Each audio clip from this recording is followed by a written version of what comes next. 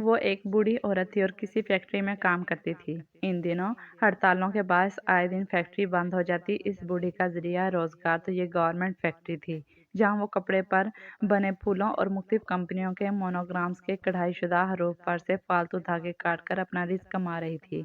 اس بوڑھی کا نام افروز تھا اور وہ سندھ کے کسی اندرون علاقے کے ایک چھوٹے سے گاؤں کی رہنے والی تھی۔ اس کا ایک بیٹا اور 3 بیٹیاں تھیں، 2 بیاہی جا چکی تھیں۔ چھوٹی بیٹی ابھی بن بیاہی تھی، بیٹا بھی 18 برس کا تھا، غیر شادی شدہ تھا۔ یہ دونوں اس کے ساتھ رہتے تھے۔ ایک روز میرے گھر آئی، ہمارا گیٹ کھلا ہوا تھا۔ وہ بے دھڑک اندر چلی آئی۔ میں باورچی خانے میں کام کر رہی تھی۔ اس کو یوں بے دھڑک اور اعتماد سے گھر کے اندر داخل ہوتے دیکھ کر حیرت ہوئی اور پوچھا، تم کون ہو اور بغیر اجازت آ گئی ہو؟ آپ گھبرائیے نہیں، میں کوئی چور نہیں ہوں، اچھے خاندان کی ہوں، میٹرک پاس ہوں، لیکن ضرورت مند ہوں، کام ڈھونڈ رہی ہوں، اس لیے آپ کا دروازہ کھلا دیکھ کر اندر آ گئی۔ یہاں کراچی میں سب اپنے گھر کا دروازہ بند رکھتے ہیں، حتیٰ کہ اکثر گھروں کے باہر تو چوکیدار ہوتے ہیں، لیکن آپ کا دروازہ کھلا تھا۔ میں نے سمجھا کہ آپ شاید بے خوف لوگ ہیں، اللہ پر بھروسہ کرنے والے، یا پھر گاؤں سے تعلق ہے۔ ہماری طرف بھی کوئی اپنے گھر کا دروازہ بند نہیں رکھتا، دن رات مکانوں کے دروازے کھلے ہوتے ہیں۔ تو اپنائیت کا ایک احساس آپ کے مکان سے ملا اور میں اندر آ گئی۔ پوچھتی بھی کس سے اجازت لیتی، یا کوئی چوکیدار تو نہیں تھا۔ اس کی گفتگو کی شائستگی اور انداز بیان دیکھ کر میں حیران رہ گئی۔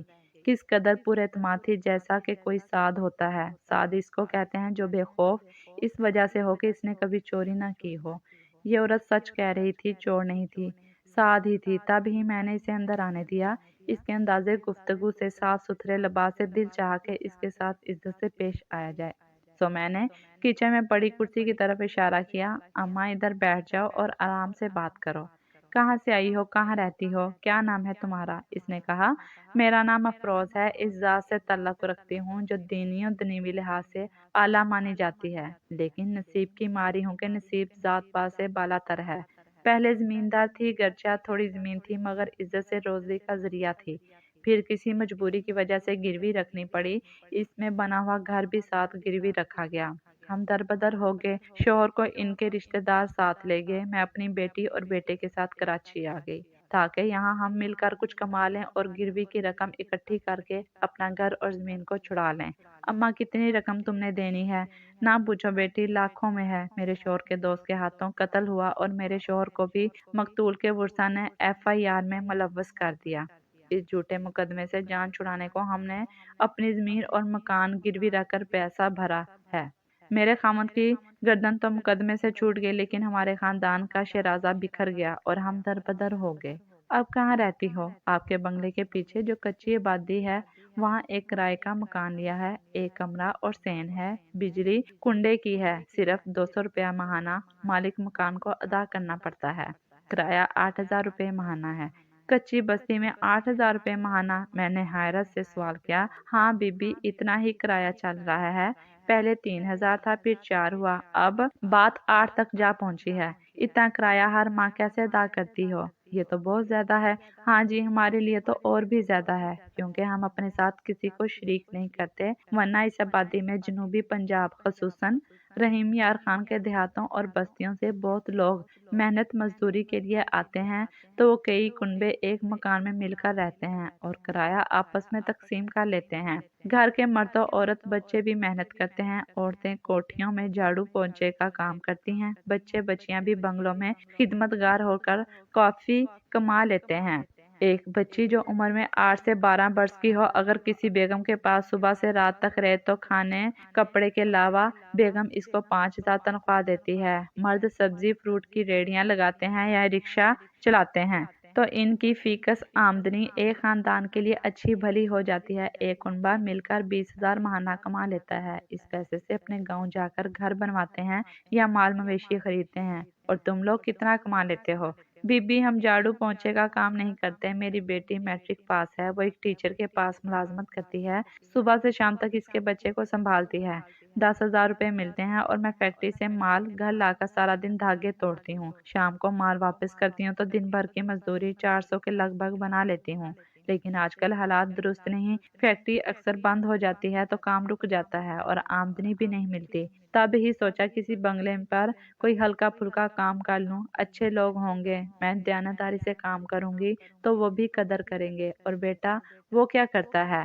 اس پر افروز کچھ جھیپ سی گئی اور ٹھنڈی سانس بھر کر بولی، وہ میٹرک پاس ہے مگر اپنی مرضی کا مالک ہے، کچھ نہیں کرتا، سارا دن سویا رہتا ہے، رات کو چلا جاتا ہے اپنے دوستوں کے پاس گپ شپ کرنے، آدھی رات کو آ جاتا ہے، لیکن اپنا خرچہ وہ مجھ سے نہیں لیتا، لیکن کما کر ہم کو دیتا بھی نہیں۔ لوگ کہتے ہیں کہ جوان بیٹوں کا بڑا آسرا ہوتا ہے، لیکن بیٹی کیا کہوں، بس دعا کریں خدا اسے بھی راہ ہدایت دے۔ مجھے اماں کی بات سمجھ نہ آ سکی۔ بہرحال اماں افروز نے بتایا کہ اس نے قدرے بہتر مکان لیا ہے جس میں بجلی پانی گیس بھی ہے، لیکن کرایہ 10,000 ہے۔ بیٹی کی تنخواہ ساری کرائے میں چلی جاتی ہے اور اس کی اپنی کمائی سے گھر چلتا ہے۔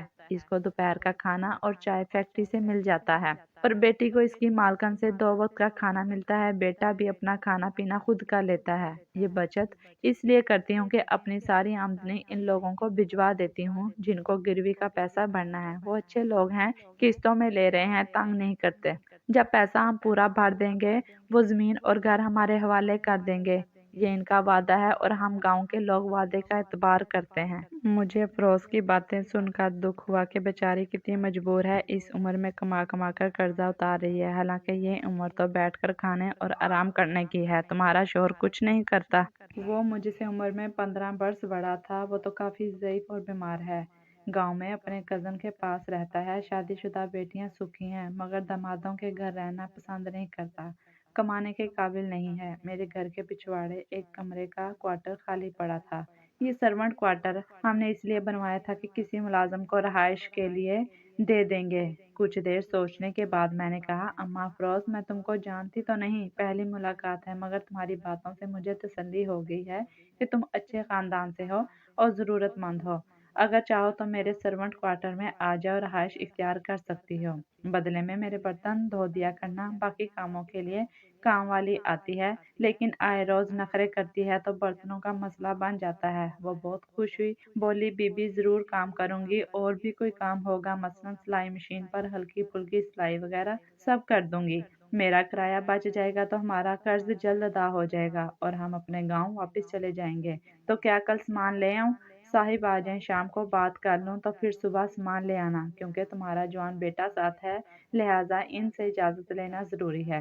شام کو بیٹے کو بھی لے آنا، وہ اس کو دیکھ لیں گے اور مل لیں گے تو بات بن جائے گی۔ اماں افروز کی آنکھیں جگمگا اٹھیں، شکر کے آنسو تھے، کہنے لگی، ضرور میں شام کو شبیر کو لے آؤں گی، وہ معصوم سا لڑکا ہے، دیکھنے میں 15-16 برس کا ہی لگتا ہے، میں نے بہت پیار سے پالا ہے، آپ ملیں گی تو رہنے سے منع نہ کریں گی، وہ آپ کے پودوں کو پانی دے دیا کرے گا، صاحب کی گاڑی دھو دے گا، آپ کے سودے لا دیا کرے گا۔ اچھا اماں، یہ تو بات کی بات ہے، تم شام کو آ جانا، صاحب شام کو ہی آتے ہیں۔ اماں افروز چلی گئی اور شام کو بیٹے اور بیٹی کے ہمراہ آ گئیں۔ اس کی بیٹی کی عمر 20 کے لگ بھگ تھی اور بیٹا تو واقعی 15 برس کا ہی نظر آتا تھا، جبکہ اماں کے بقول 18 سال کا تھا۔ تاہم خوبصورت، نرم و نازک لڑکیوں جیسے ہاتھ پاؤں تھے، چہرہ حسین، بڑی بڑی بے حد پرکشش گہری جھیل جیسی آنکھیں، ایسا حسین کہ دیکھو تو نظر بھر کے دیکھا نہ جائے۔ بے اختیار میرے منہ سے نکلا، ماشاء اللہ، خدا اس کی عمر دراز کرے۔ ایسا عمدہ لباس کہ کسی نوابزادے کا فرزند معلوم ہوتا تھا۔ غربت کی کوکھ سے جنم لینے والے ہیرے کو مفلسی نے مٹی میں ملا رکھا تھا۔ بیٹی بھی ماشاء اللہ پیاری صورت کی مالک ہے، لیکن آپ کے بیٹے کا جواب نہیں، اللہ تعالیٰ نے اس کی صورت خاص توجہ سے بنائی ہے، اس کی نظر اتارا کرو۔ چند منٹ وحید نے شبیر سے بات چیت کی، وہ بہت معصوم تھا، جیسے دنیا کی ہوا بھی نہ لگی ہو۔ انہوں نے مجھے کہا، اس فیملی کو اپنے سرونٹ کوارٹر میں رکھ لیتے ہیں، یہ شریف لوگ نظر آتے ہیں۔ جب میں شہر سے باہر دفتری کام سے اکثر دوروں پر ہوتا ہوں تو تم اور بچے اکیلے ہوتے ہو، ان لوگوں کے رہنے سے تم کو بھی اکیلا پن محسوس نہ ہوگا۔ ان کی اجازت ملتے ہی میں نے افروز اماں کو کہا کہ کل سامان لے آنا، بس ایک بات کا خیال رہے کہ تمہارے مہمان یہاں آ کر قیام نہیں کر سکتے، تم صرف 3 افراد رہ سکتے ہو۔